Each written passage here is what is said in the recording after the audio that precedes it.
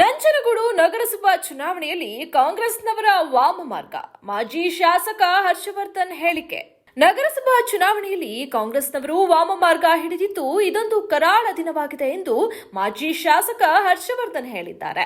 ನಂಜನಗೂಡು ನಗರಸಭೆಯ ಅಧ್ಯಕ್ಷ ಉಪಾಧ್ಯಕ್ಷರ ಸ್ಥಾನಕ್ಕೆ ನಡೆದ ಚುನಾವಣೆಯಲ್ಲಿ ಬಿಜೆಪಿ ಹಾಗೂ ಜೆಡಿಎಸ್ ಮೈತ್ರಿಕೂಟಕ್ಕೆ ಸ್ಪಷ್ಟ ಬಹುಮತ ಇದ್ದರೂ ಬಿಜೆಪಿಯ 4 ಮಂದಿ ಹಾಗೂ ಜೆಡಿಎಸ್ನ ಒಬ್ಬರು ಪರೋಕ್ಷವಾಗಿ ಕಾಂಗ್ರೆಸ್ಗೆ ಬೆಂಬಲ ನೀಡಿದ ಹಿನ್ನೆಲೆ ಬಿಜೆಪಿ ಸೋಲು ಕಂಡು ಕಾಂಗ್ರೆಸ್ ಜಯಬೇರಿ ಗಳಿಸಿತ್ತು.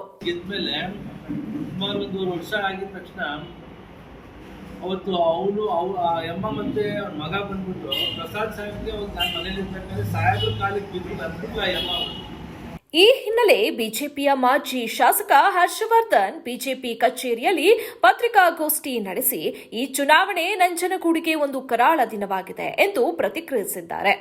31 ಸದಸ್ಯರಿರುವ ನಗರಸಭೆಗೆ ಅತಿ ಹೆಚ್ಚು ಅಂದರೆ ಬಿಜೆಪಿಯ 15 ಹಾಗೂ ಮೈತ್ರಿ ಪಕ್ಷ ಜೆಡಿಎಸ್ನಿಂದ 3 ಸದಸ್ಯರು ಸೇರಿ 18 ಮಂದಿ ಸದಸ್ಯರಿದ್ದು ಗೆಲುವಿಗೆ ಬಹಳ ಸ್ಪಷ್ಟವಾಗಿತ್ತು.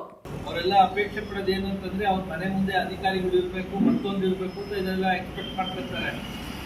ಆದರೆ ಕಾಂಗ್ರೆಸ್ನವರು ವಾಮ ಮಾರ್ಗದಿಂದಾಗಿ ನಮ್ಮ ಪಕ್ಷದ 4 ಮಂದಿ ಸದಸ್ಯರಿಗೆ ಹಣದ ಆಮಿಷ ಒಡ್ಡುವ ಮೂಲಕ ಅವರನ್ನು ರೆಸಾರ್ಟ್ಗಳಲ್ಲಿ ಇರಿಸಿ ಯಾರ ಸಂಪರ್ಕಕ್ಕೂ ಸಿಗದಂತೆ ಹಾಗೂ ಅವರು ಚುನಾವಣೆಗೂ ಸಹ ಬರದಂತೆ ಮಾಡಿದ್ದಾರೆ ಎಂದು ಆರೋಪಿಸಿದ್ದಾರೆ. ಚುನಾವಣೆ ಆಯಿತು, ಹೊಸ ಡಿಎಸ್ಪಿ ಏನಾದ್ರು ಬಂತು ಅಂತಂದ್ರೆ ಈ ರೌಡಿ ಶೀಟ್ ಮೆರವಣಿಗೆ ಮಾಡ್ತಿರಲ್ಲ, ಫಸ್ಟ್ ಪರೇಡ್ ಮಾಡಿಸ್ತಿರಲ್ಲ. ಮೊದಲನೇ ಸ್ಥಾನದಲ್ಲಿ ನಗರಸಭೆ ಸದಸ್ಯ ಅಧ್ಯಕ್ಷರಾದಂತವರು ಇವತ್ತು ಫಸ್ಟೇ ಸ್ಥಾನದಲ್ಲಿ ನಿಂತ್ಕೊಂತಾರೆ.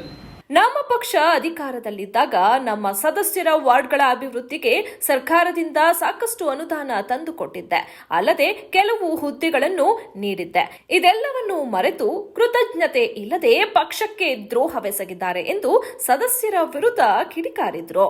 ಸದಸ್ಯರು ನಮಗೆ ಪಕ್ಷಕ್ಕೆ ಮೋಸವನ್ನು ಮಾಡಿ ಕಾಂಗ್ರೆಸ್ಗೆ ಶಾಮೀಲಾಗಿ ಹಣದ ಆಸೆ ದುರಾಸೆಗೆ ಬಲಿಯಾಗಿದ್ದಾರೆ. ಅವ್ರ ವಿರುದ್ಧ ಮುಂದಿನ ದಿನಗಳಲ್ಲಿ ನಾವು ನಮ್ಮ ಪಕ್ಷದ ಪರವಾಗಿ ಏನು ಶಿಸ್ತು ಕ್ರಮ ತಗೋಬೇಕು ಅದನ್ನು ಮುಂದಿನ ದಿನಗಳಲ್ಲಿ ತಗೋತೀವಿ.